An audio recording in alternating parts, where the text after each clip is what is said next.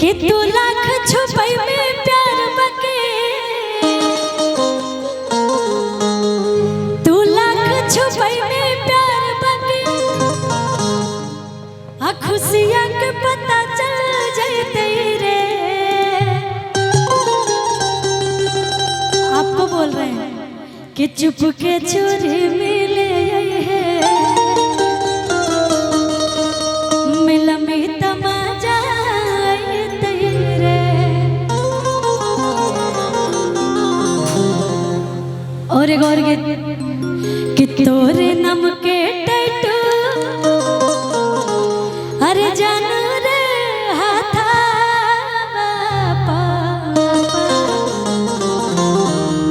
ना बनैले औरे, कि काढ़ी के कर जा कहियो दिलवा में तोरे हम बसैले औरे। लेकिन कहो कि तू लाख छुपाई में प्यार बके, तू लाख छुपाई में प्यार बके, दुनिया के पता चल जाए तेरे। चुप के चोरी मिले है, चुप के चोरी मिले है, मिला में तमाजा है तेरे। चुप के चोरी मिले है, मिला में तमाजा है तेरे। तू लाख छुपाई में प्यार बके,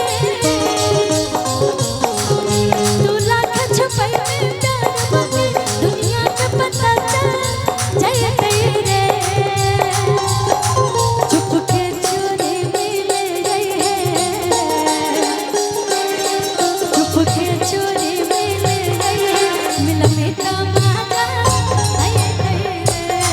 चुप के चोरी मिले है, मिला में तमाजा है तेरे।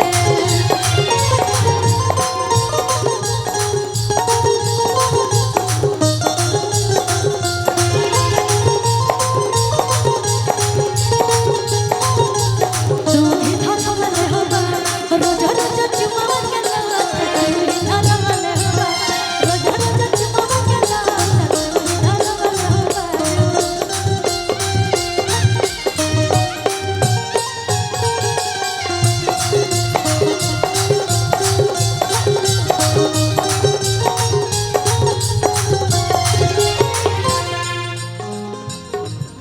अच्छा, जितना हमारे भाई लोग बड़े हो पीछे केकर बियाह हो गए बटे। अच्छा, उतने सारे लोग में किसी का शादी नहीं हुआ, सब कुंवारे लोग बैठे हैं यहाँ पे। वो जो टोपी लगाए चाचा जी, शादी हो गया है। देखिए, इतने लोग में इतने हमारे हमको ईमानदार प्रत्याशी मिले जिनका शादी हो गया है। किसका किसका शादी नहीं हुआ है, तनी वो लोग हाथ उठाएंगे। अच्छा बताइए, अभी पूछे किसका किसका शादी हो गया, कोई नहीं उठाया। अब बोले किसका किसका शादी नहीं होता, मेरे चाचा जी भी हाथ उठा रहे हैं कि मेरा भी शादी नहीं। के को शादी करने का विचार है अभी चाचा जी आपको?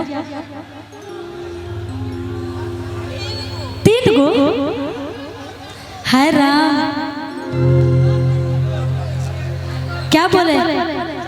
अब आपको शुभकामनाएं दें या फिर? मेरे पास तो कोई वर्ड ही नहीं है। कोई बात नहीं, आपकी मर्जी है। अब क्या करिएगा, वो तो चाची ही बताएंगे आपको कि क्या करना है।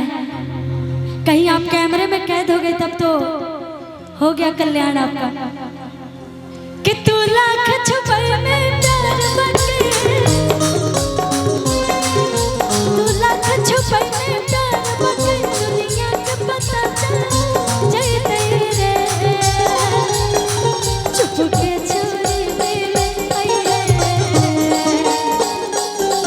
चुप के चोरी मिले है, मिला में तमाजा है तेरे। चुप के चोरी मिले, मिला में तमाजा है तेरे।